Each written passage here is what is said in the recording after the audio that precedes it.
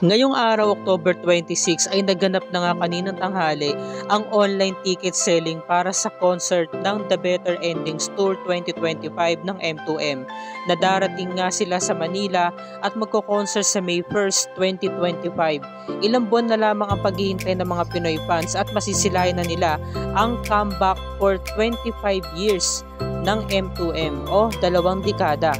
Dahil nga taong 1999 sila unang pumasok sa industriya at ngayon ay makakasama natin sila.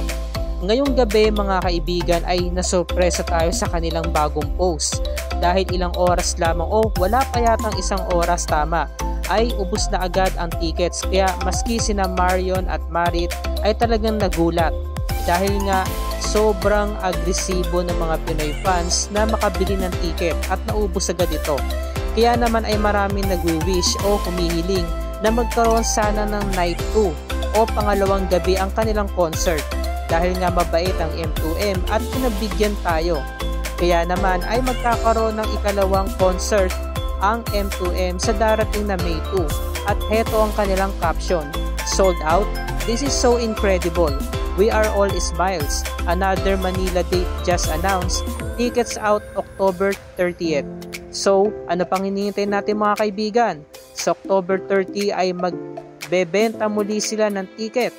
Kaya naman ay sama-sama tayo para makabili at makapanood sa darating na May 2, 2025.